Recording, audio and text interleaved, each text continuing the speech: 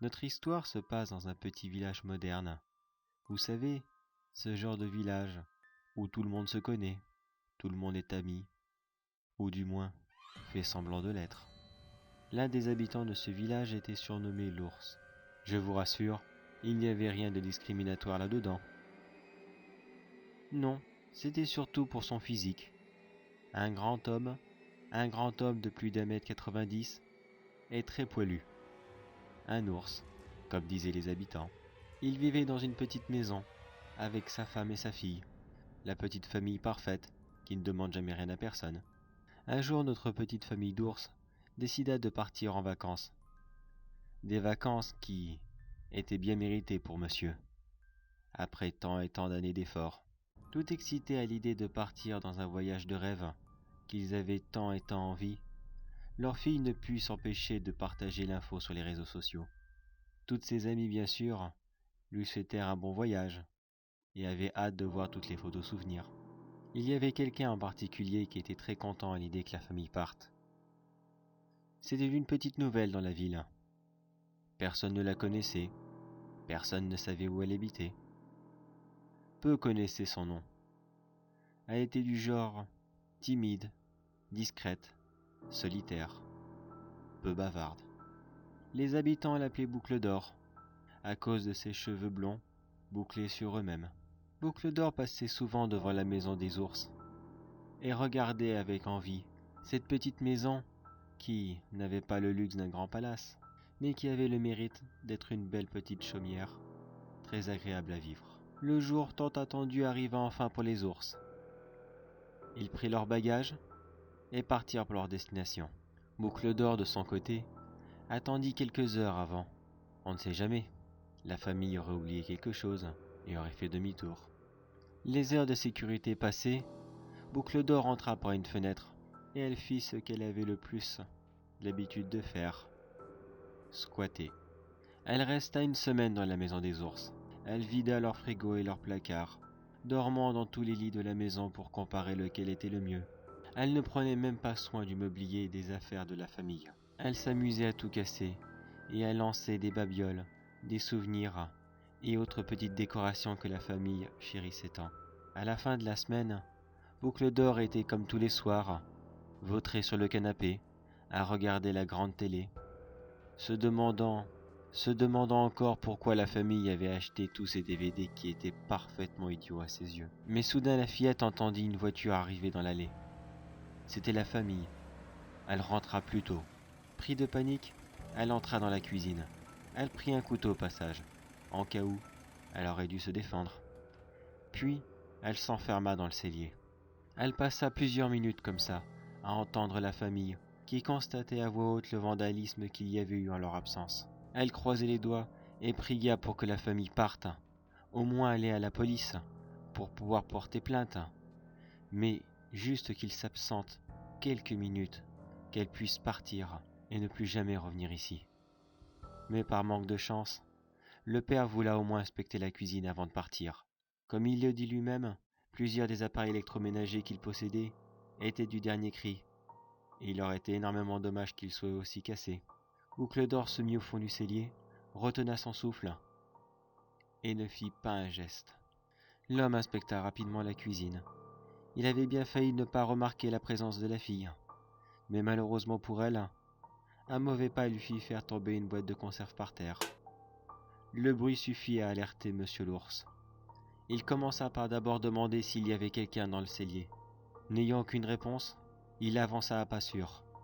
L'homme n'était pas de nature violente, mais avec sa carrure imposante, il n'avait jamais trop eu l'occasion de se battre. Il était très intimidant. Boucle d'Or était pris de panique. Elle l'entendait arriver de plus en plus, et elle ne sut quoi faire.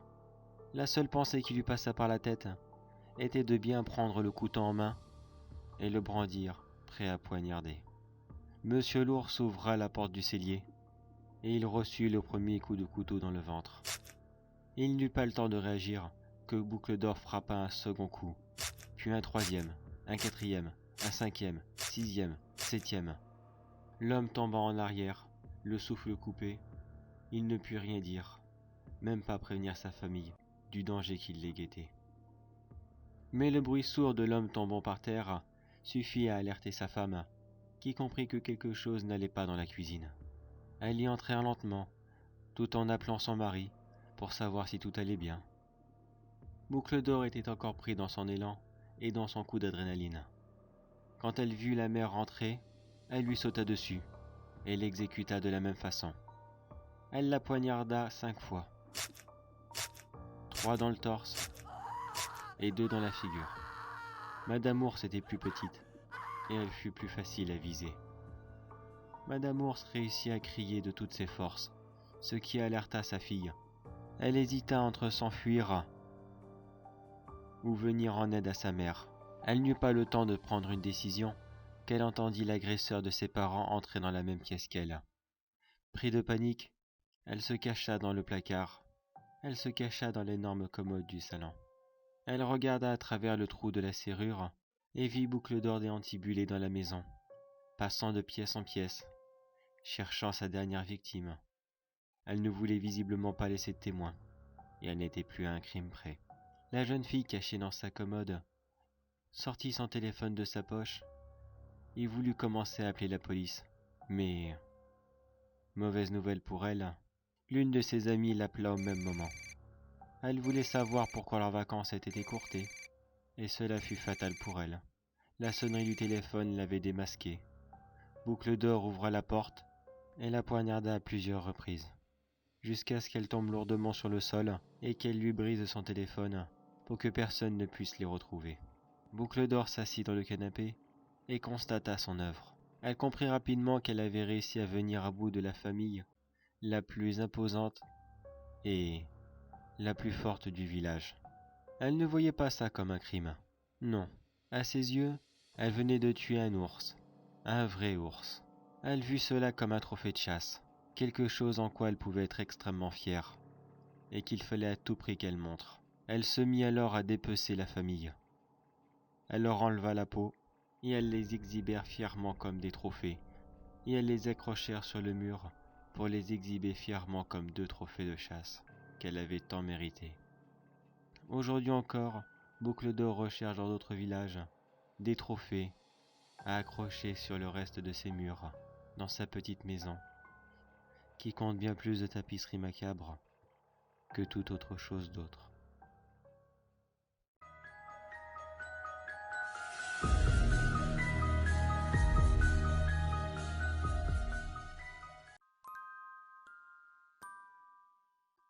À tous ceux qui écouteront ce message, ici le commandant second William Henry, à bord du vaisseau de transport Maraudeur.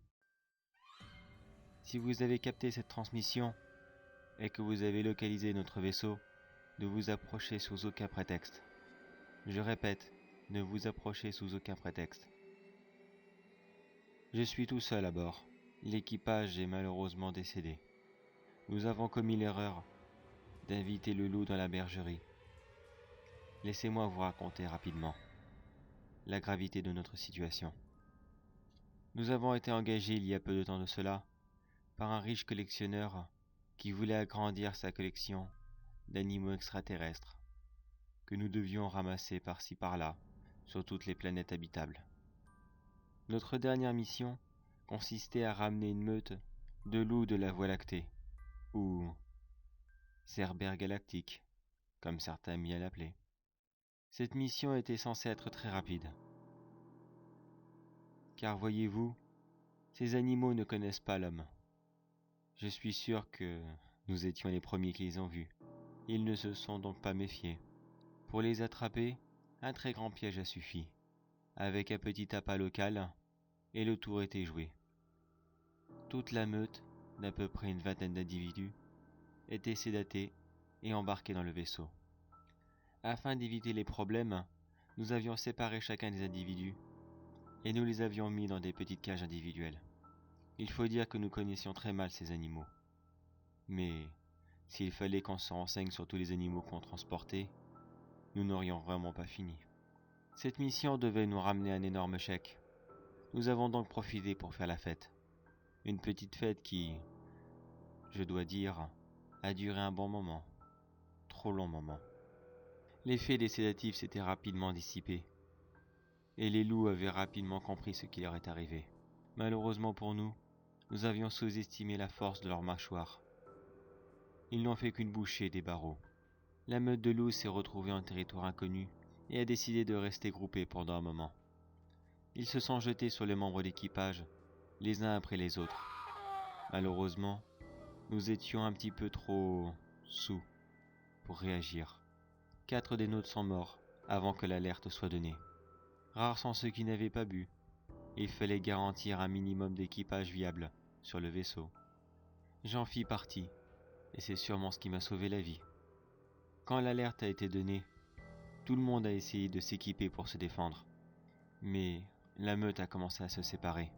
Ils sont restés en petits groupes de 3 individus et ont rapidement ratissé les couloirs. Peu d'entre nous ont réussi à atteindre les caches d'armes, et encore moins ont eu le temps de s'équiper pour se défendre. Le capitaine et ses gardes du corps sont malheureusement tombés dans une impasse, et les loups ne leur ont pas fait de cadeau. Eux-mêmes n'étaient pas équipés pour se défendre. J'ai juste eu le temps d'attraper une arme d'assaut et de courir à la salle des transmissions pour appeler à l'aide. Du moins, c'est ce que je pensais au début. J'ai croisé 2-3 loups au passage. Leur peau est extrêmement épaisse, mais j'ai réussi quand même à les avoir. Je n'ai plus qu'un chargeur sur moi. À la base, j'en avais pris 5. Ces animaux sont une vraie misère à avoir. Je n'essaie pas de sortir de cette pièce. Je sais très bien que de toute façon ils mourront. Je les entends taper sur la porte depuis tout à l'heure. Ils savent que je suis là. Tous les autres membres de l'équipage sont morts. J'ai essayé à plusieurs reprises de les appeler par radio, mais aucune réponse. Je n'ai pu que les entendre, hurler et mourir les uns après les autres. Ça sera bientôt mon tour, et ça sera le tour de quiconque qui essaiera d'entrer dans ce vaisseau pour nous venir en aide. Je vous rassure tout de suite, nous avons appliqué la procédure, et notre destination a été annulée. Notre vaisseau dérive aléatoirement dans l'espace. Mais je vous répète, n'essayez pas de monter à bord. De toute façon, la porte est presque cassée. Dans quelques instants, je ne serai plus. Si tout se passe bien, les loups seront morts de faim d'ici 2 ou 3 mois. Laissez cette future épave dans l'état qu'elle est. Ne l'approchez pas. Les pires animaux de l'univers sont chez nous, et nous les avons laissés entrer. Pire encore, nous les avons invités.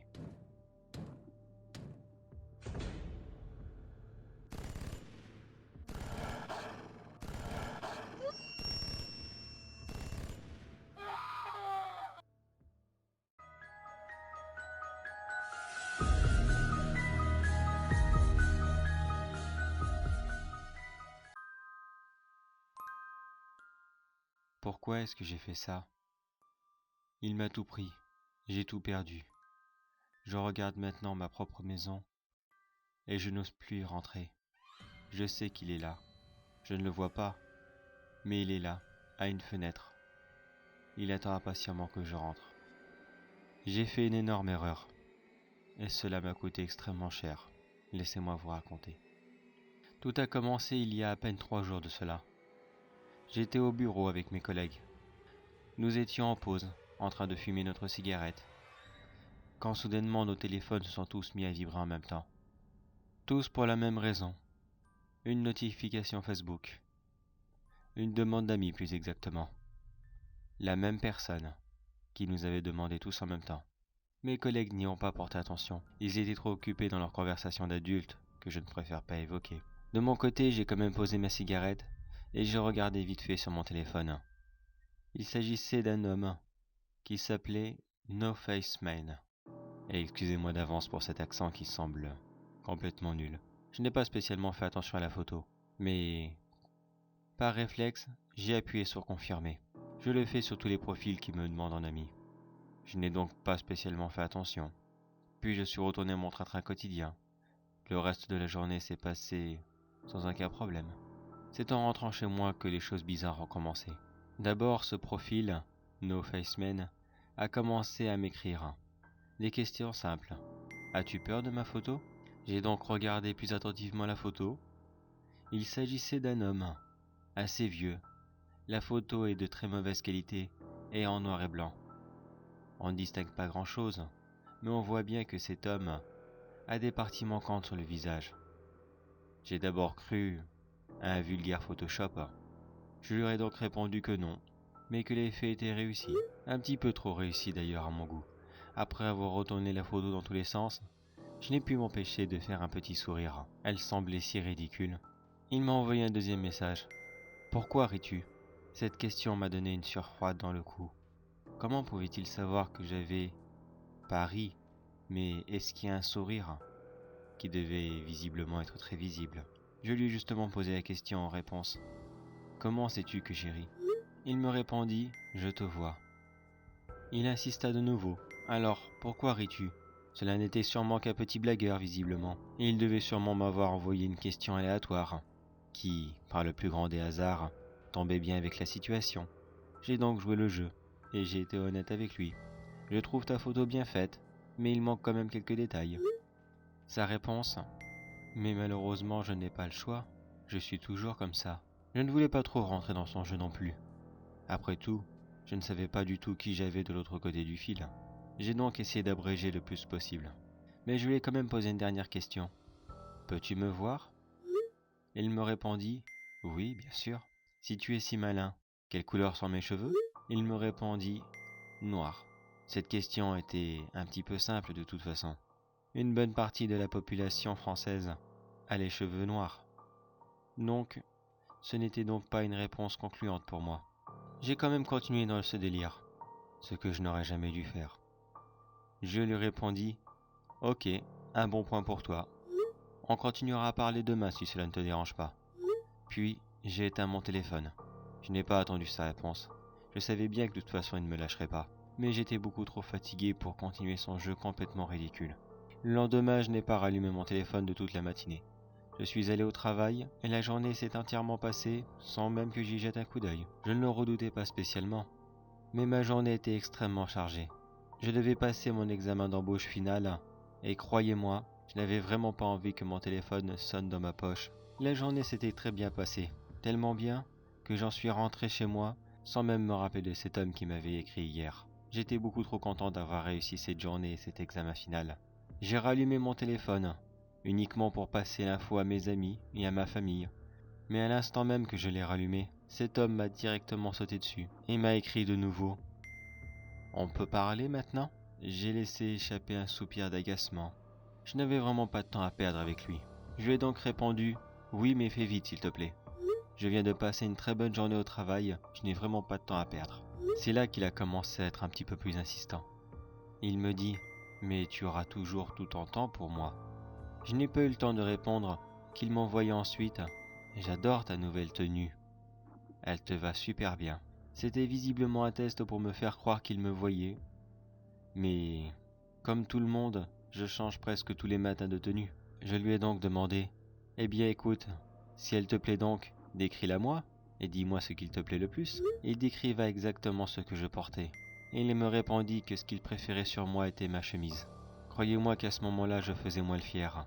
Car oui, c'est possible de proposer quelque chose et qu'il arrive par hasard. Les Simpsons nous le prouvent tous les jours. Mais tant de coïncidences d'un coup, c'est quand même assez bizarre. La conversation continua rapidement. C'était toujours sur le même système. Il décrivait ce qu'il voyait autour de moi ou sur moi-même, mes meubles ou ma décoration, tout ce qu'il pouvait laisser penser à qu'il me voyait vraiment. Mais c'est là que j'ai vite compris. En fait, ce n'était juste qu'un simple hacker, et il était entré dans mon téléphone. J'ai donc pris un petit pansement et je l'ai posé sur la caméra de mon téléphone. Et comme je le pensais, il se mit en colère. Et pour la première fois, il m'appela en conversation vidéo. Bien sûr, je n'ai pas répondu. Je n'avais vraiment pas de temps à perdre avec lui. Mais il insista comme ça pendant plusieurs heures. Impossible pour moi d'appeler ma famille ou même mes amis. Cela m'agaça tellement qu'à 23 heures, j'ai craqué et j'ai répondu. Je n'avais qu'une seule envie, c'était d'hurler dans mon téléphone. Fous-moi la paix maintenant, connard. Mais je n'ai même pas eu le temps. Il me coupa dans mon élan, car j'ai vu ce visage à qui il manquait des parties, qui était là et qui me souriait. Il me répondit juste, je ne peux pas te voir, mais je sais que tu me vois. Alors, Je te fais toujours sourire maintenant ?» Je raccrocha instantanément. Je fis tomber mon téléphone par terre, et je manquai de tomber moi aussi sur le sol. Qu'est-ce que je venais de voir? C'était donc vrai? Il y avait vraiment quelqu'un comme ça à l'autre bout du fil? Qu'est-ce qui lui était arrivé? Comment? J'ai donc passé la nuit assis sur une chaise, à réfléchir. Comment? Pourquoi? Et surtout dans quel but? Tellement de questions que je me posais. Si ce n'était qu'un pauvre homme qui avait eu un accident, pourquoi s'acharner comme ça auprès des gens? Voulait-il se venger auprès de la société? M'avait-il choisi précisément? Ou cela n'a été qu'un malheureux pas de chance, que je l'ai accepté sur Facebook? Le matin suivant, j'ai attendu comme ça toute la journée dans ma maison. Je ne pouvais pas aller au travail. Nous étions samedi. Je n'avais vraiment rien à faire de la journée. Et puis de toute façon, je n'avais rien envie de faire. Je suis resté assis là, à faire tourner les mêmes questions dans ma tête. J'étais tellement pris dans mes pensées que je ne fis même pas attention au téléphone. Quand je l'ai ramassé, j'ai vu qu'il avait envoyé des dizaines de messages. Ils étaient presque tous les mêmes. Pourquoi tu ne réponds pas? Réponds, réponds, réponds maintenant. Pourquoi tu m'ignores? Ne m'ignore pas. Je déteste ça. Réponds-moi, réponds-moi tout de suite. Mais le dernier m'a terrorisé. Alors si tu ne me réponds pas, je viendrai te voir. Je suis resté chez moi à attendre toute la journée, qu'il vienne réellement. Ou voir si c'était le plus gros canular, le mieux organisé que je n'ai jamais eu de ma vie. Que pouvais-je faire de toute façon? Appeler ma famille? La police? Des amis? Qu'est-ce que j'aurais pu raconter? Au secours, venez m'aider. Un homme défiguré veut entrer chez moi et m'attaquer? Personne n'y aurait cru. La journée passa tellement vite. J'étais tellement pris dans mes pensées que les heures enfilaient comme un éclair. Quand il fit totalement nuit dehors, je me suis barricadé chez moi, et j'attendis comme ça, avec un couteau à la main. C'est tout ce que j'avais chez moi qui pouvait efficacement me défendre. J'étais tellement nerveux et tellement fatigué en même temps. Bien sûr, je ne voulais pas dormir. Je voulais monter la garde. Mais la nuit blanche que j'avais passée la nuit précédente ne m'aidait pas du tout. Je me suis donc assis sur une chaise dans mon salon, à surveiller la porte d'entrée, pour éviter de me fatiguer trop vite. Mais malheureusement, Morphée fut plus forte que moi et m'entraîna dans un grand sommeil. Un gros bruit de fracas dans ma maison me réveilla. Je me leva en sursaut de ma chaise et regarda tout autour de moi. Je n'avais ni mon téléphone, ni torche sur moi. J'étais plongé dans le noir, tout seul. J'étais complètement paralysé sur place, le couteau fermement dans la main, prêt à poignarder la première chose qui passerait devant moi. J'entendis un nouveau fracas, mais cette fois-ci, juste derrière. Je compris qu'il n'était pas loin. Je me suis retourné, et c'est là que je l'ai vu. Il était dans l'entrée du couloir qui amenait à ma chambre. Un grand homme à qui il manquait des parties de son visage, vert phosphorescent, qui était là, à me sourire. Il ne fit rien, il était juste là. Il me regardait, et il me dit: «Alors, je te fais toujours rire maintenant? Et si je venais te voir d'un peu plus près?» Il approcha lentement de moi. La peur m'envahissait de plus en plus. Je voulais bouger, je voulais courir. La porte derrière moi était grande ouverte. Cela aurait été tellement facile de se sauver. Mais j'étais là, bloqué. Il n'était plus qu'à 1 mètre de moi, quand j'ai réussi enfin à me décoincer de moi-même et à courir dans la direction opposée. Je franchis la porte d'entrée, et en quelques minutes, je me retrouva tellement loin de chez moi que je ne voyais même plus ma maison au loin. Je repris mon souffle dans le noir, et j'attendais là. Je n'osais pas retourner chez moi. Je n'avais même pas mon téléphone pour appeler un ami. Et ils étaient malheureusement beaucoup trop loin pour que je fasse la route à pied. Je suis resté sur place, sous la lumière d'un lampadaire, qui me rassurait un peu. Le matin venu, je suis retourné devant chez moi. La porte d'entrée était toujours grande ouverte. Je voulais essayer de rentrer discrètement, attraper une ou deux affaires et repartir, ou au moins mon téléphone. Mais au moment même où je franchis la porte d'entrée, j'entendis un rire qui provenait du bout du couloir.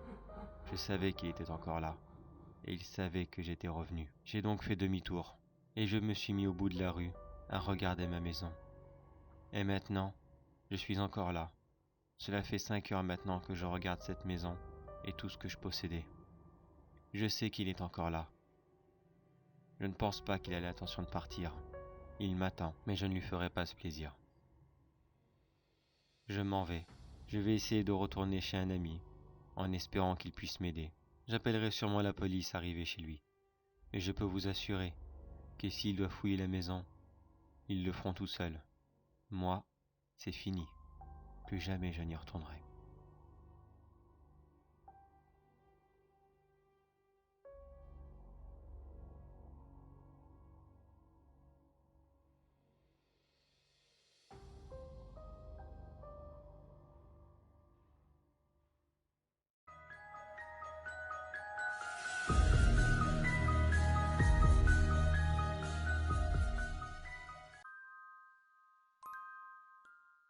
Un soir, dans une petite commune, une jeune femme passait tranquillement dans le parc public à une heure tardive.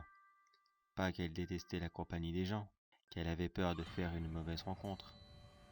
Non, elle se méfiait surtout d'un animal, un affreux cygne, qui vivait depuis plusieurs années maintenant. Elle savait bien que ce cygne n'était pas spécialement méchant, mais il était très protecteur, et en ce moment, c'était la saison des pontes. Son nid devait probablement être fait, il serait le plus agressif. En temps normal, elle aurait embauché 3 heures plus tard, donc elle n'aurait pas passé à une heure aussi tardive. Mais à cette heure-là, elle espère que l'animal dorme, qu'elle puisse enfin faire une traversée tranquille. Elle arriva au milieu du parc, quand elle entendit le bruit de l'animal courant vers elle. Les mêmes cris aigus que d'habitude. Il l'avait entendu, et son instinct maternel la poussait à attaquer la jeune fille. La jeune femme accéléra le pas, mais étonnamment, le cygne se mit d'abord devant elle, puis lui sauta dessus, comme si le nid qui protégeait n'était pas derrière, mais devant elle. Sur le coup, elle ne fit pas attention à ce détail. Elle mit ses bras devant sa figure et tentit de repousser les attaques de l'animal.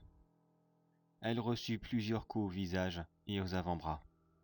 Les violentes griffures sur les avant-bras et les méchants coups de bec au niveau du visage fit faire demi-tour à la jeune femme. Mais il fallait à tout prix qu'elle passe le parc dans l'autre direction. Entre deux assauts de l'animal, elle prit de l'élan et s'élança de toutes ses forces, bousculant le cygne en même temps. Le cygne tomba par terre et tenta de la poursuivre, pour à nouveau se remettre devant elle. Mais elle n'y fit pas attention. Cette fois-ci, elle courut le plus vite que possible, manquant d'écraser le cygne au passage. Une petite course-poursuite se fit entre deux, mais l'animal renonça rapidement. Il s'arrêta au bout de 6 ou 7 mètres de distance et continua à hurler sur la femme qui traversait son territoire. Au bout de 2 minutes de course, la femme essoufflée se jeta dans un buisson pour reprendre son souffle et espérer s'y cacher en attendant que l'animal se calme. Elle y attendit comme ça pendant une dizaine de minutes. Ses blessures lui faisaient mal, et ses poumons étaient complètement en feu par l'effort qu'elle venait de faire. Elle n'entendait plus les jacassements du cygne, et se dit que c'est bon, il était parti, ou qu'il devait être suffisamment loin pour l'ignorer. Elle sortit du buisson avec prudence, tout en se tenant les bras, afin d'essayer de calmer ses douleurs. Elle se mit au milieu du chemin, regarda à droite, à gauche, et commença à reprendre sa route. Quand elle entendit derrière elle une grosse voix lui dire « Merci de l'avoir fait partir, moi non plus je n'aime pas ces sales bêtes ». Elle eut à peine le temps de se retourner qu'elle vit un grand homme, avec un large sourire et plusieurs cicatrices qui jonchaient tout le long de son visage. L'homme tenait une machette dans les mains. Il la brandit et frappa. La jeune femme reçut le coup au niveau de l'épaule. La force du coup la fit tomber par terre. La douleur était si vive qu'elle ne pouvait que se tenir la blessure, tout en essayant de pousser quelques petits cris aigus qui sortaient très légèrement de sa bouche. Mais de toute façon, à cette heure-là, personne ne viendrait. L'homme se mit au-dessus d'elle et commença à rire. Un horrible rire sinistre. Il leva sa machette et commença à la frapper de nouveau. Elle reçut 3 coups supplémentaires dans le torse, ce qui lui broya la cage thoracique et lui perfora les poumons. Les cris de l'oie se fit de nouveau entendre. L'homme arrêta son carnage. Il leva la tête et regarda dans la direction du cygne, qui courait de nouveau sur eux afin de protéger son territoire. L'homme courut dans la direction opposée et s'enfuit à toutes jambes. La jeune femme resta consciente encore quelques instants et comprit alors que la pire créature qu'il pouvait y avoir sur terre n'était pas les animaux, mais bel et bien l'homme, et que les derniers sons qu'elle entendrait ce soir sera son chant du cygne.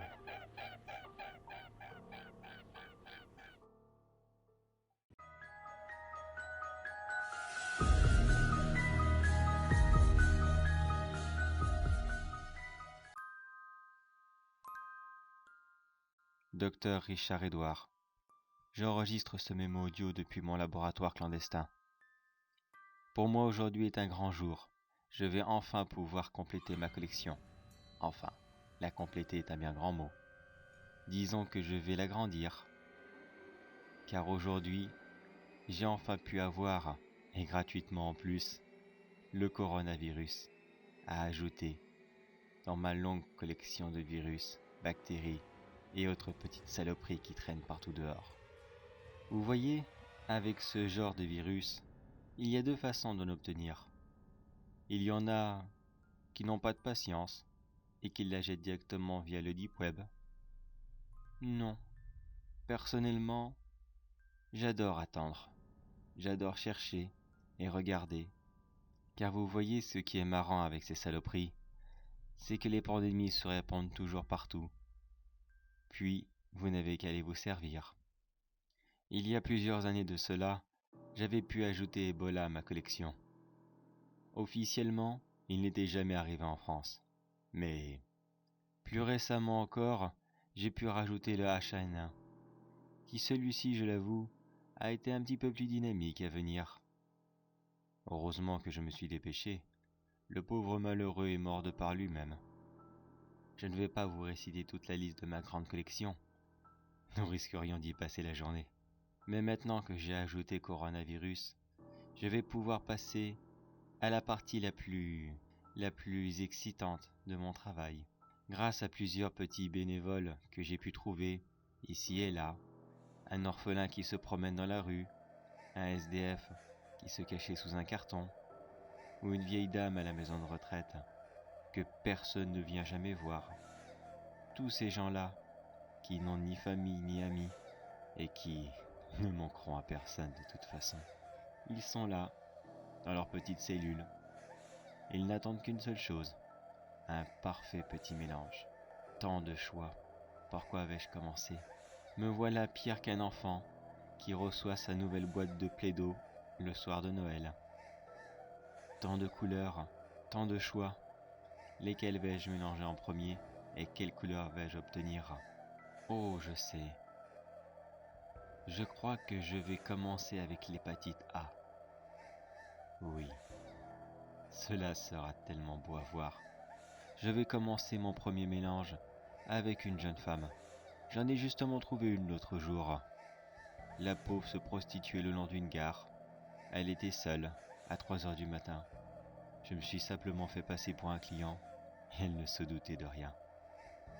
Au moins elle pourra être contente. Sa vie aura servi à quelque chose. Pour la dernière fois.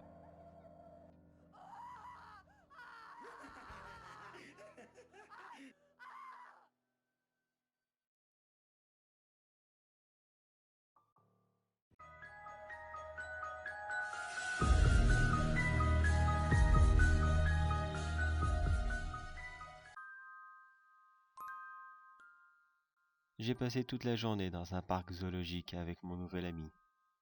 Ami qui, je l'avoue, m'a été grandement utile pour une petite affaire personnelle que je ne préfère pas vous embêter avec. Je l'ai rencontré de la façon la plus originale qu'il peut y avoir, car voyez-vous, je suis avocat, et le pauvre a été mêlé à une triste affaire. Il a été accusé du meurtre d'une femme qu'il ne connaissait même pas. Au premier abord, il a tout du criminel parfait. Il est un petit peu grossier, mal habillé, boit souvent et assez vulgaire sur les bords, mais il a très bon fond. Il n'est pas spécialement méchant. Il faut juste bien le connaître. De toute façon, après avoir bataillé pendant plusieurs mois, j'ai réussi à prouver que le véritable assassin était en fait le père de la fille. Il n'avait jamais accepté que sa fille parte avec ce qui lui semblait être le plus nul de tous les hommes qu'il pouvait y avoir. Enfin, c'est ce qu'il avait décrété. Après, je m'en fichais éperdument. Vous allez me dire pourquoi est-ce qu'un parc zoologique? Nous sommes deux adultes, Mais se retrouver au milieu des animaux a toujours été pour moi quelque chose de très reposant. C'est si agréable de les regarder. Ils ne soucient de rien, ils vivent leur vie tranquillement. Et pour cette occasion, j'ai même pris des places spéciales. Nous pourrons rester dans le zoo la nuit, tranquillement dans l'une des mini-maisons, au milieu des enclos et des animaux. Nous avions du mal à dormir vers 2 heures du matin. Il faut dire que nous avions passé toute la soirée à boire. Nous avons donc fait un dernier petit tour dans le zoo. Un petit tour un peu méprisant pour les animaux. Je vous rassure, nous n'avons rien jeté sur eux. Mais nous avons sorti quelques blagues et quelques petites remarques. Le comportement typique de 2 hommes bourrés. Nous étions arrivés à l'enclos des hippopotames. Et pour avoir une meilleure vue, nous sommes montés sur la passerelle. Car oui, cet enclos possède une petite passerelle pour que nous puissions observer les animaux du dessus et pour ne pas les stresser. Nous étions complètement saouls et pris dans nos blagues salaces quand soudainement mon ami, il me dit qu'en réalité, la femme qu'il devait avoir soi-disant assassinée, eh bien c'était vrai, il l'avait réellement fait.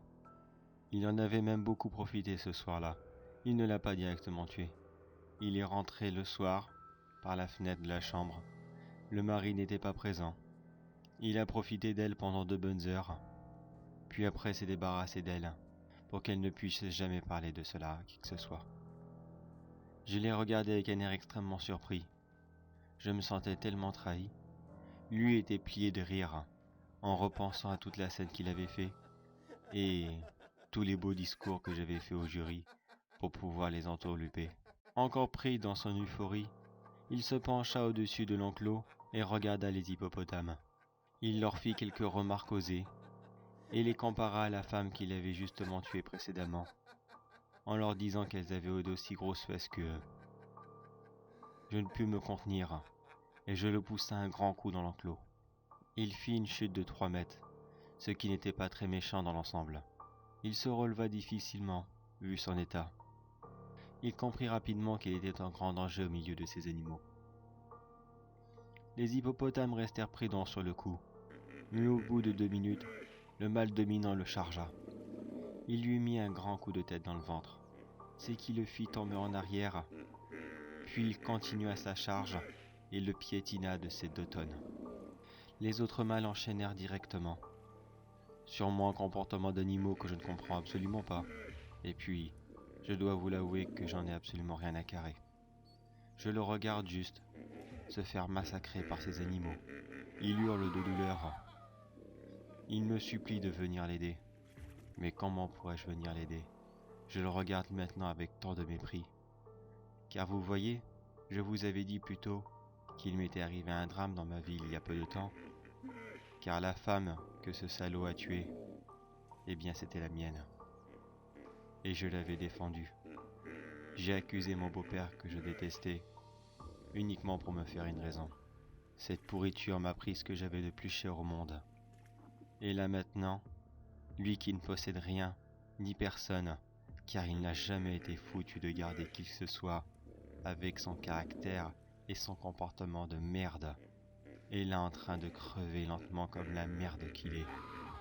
Et je dois vous l'avouer, que finalement ce petit tour au zoo aura été très satisfaisant, car je passe actuellement l'un des plus beaux moments de ma vie.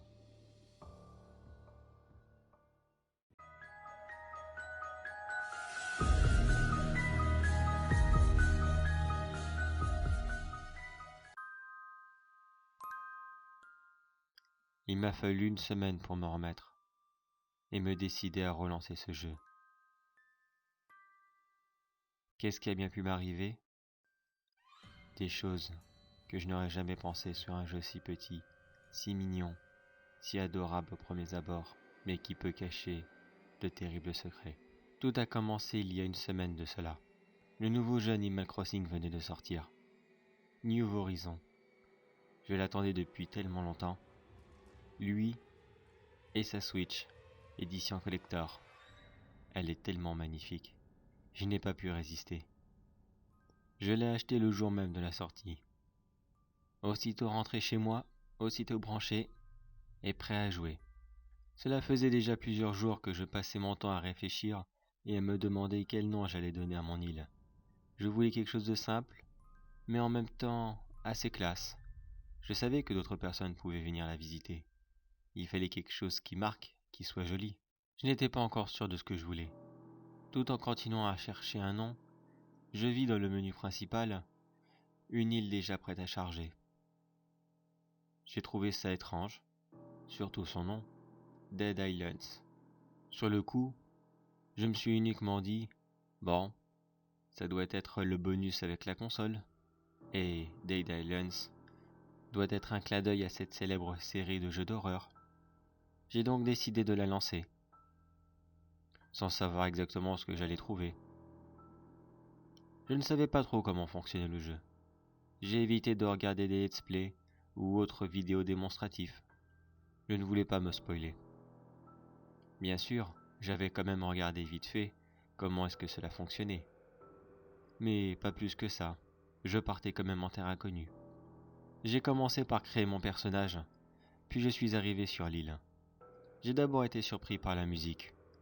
C'était une musique assez angoissante, très aiguë et très longue, digne de la musique de l'avant-ville des premières versions de Pokémon. Là aussi, j'ai trouvé une explication. Je me suis dit, bon, c'est un jeu Nintendo, donc, d'un sens, il y a un petit lien.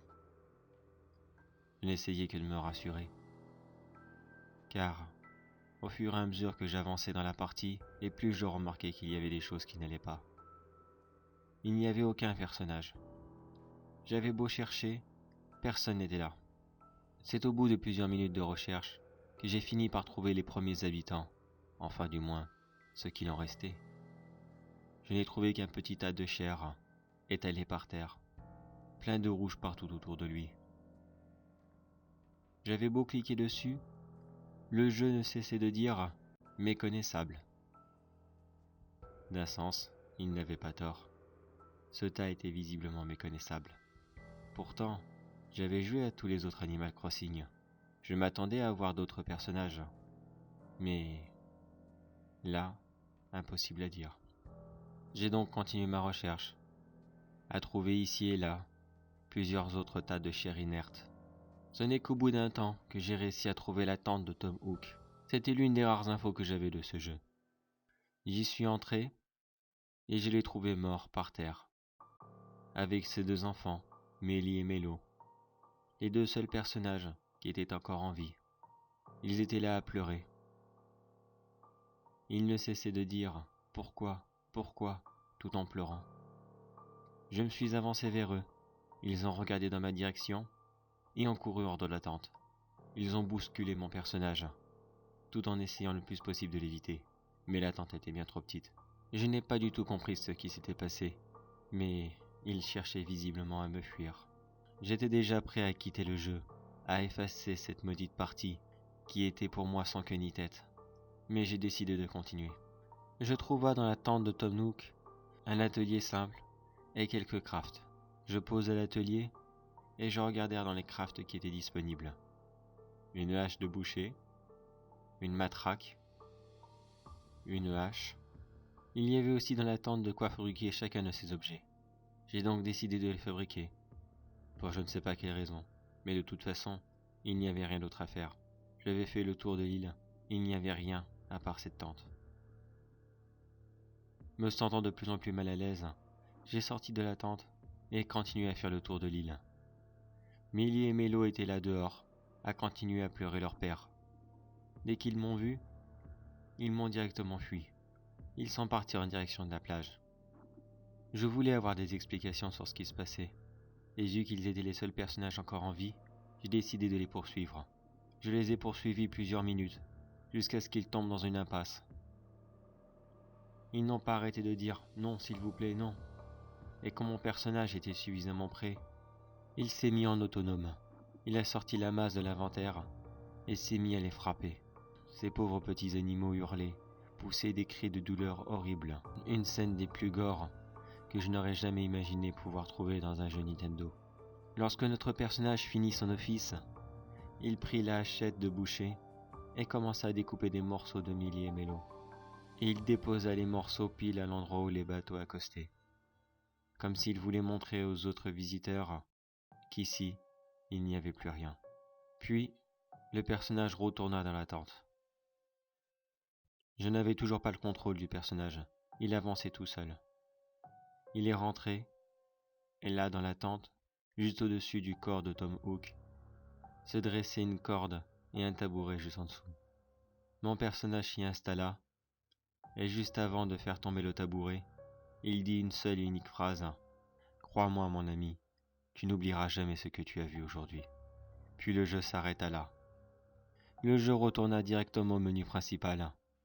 Il n'y avait plus aucune partie à charger, juste une nouvelle partie à faire.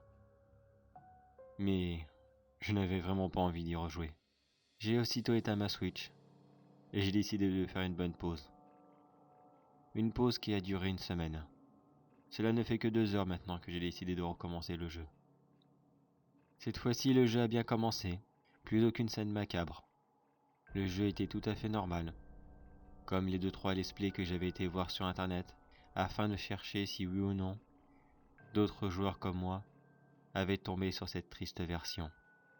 J'ai dû être le seul, malheureusement. J'ai donc passé 2 heures à jouer tranquillement, à me demander si ce n'était pas tout simplement un bug de la console, ou un fichier perdu de la part d'un des développeurs.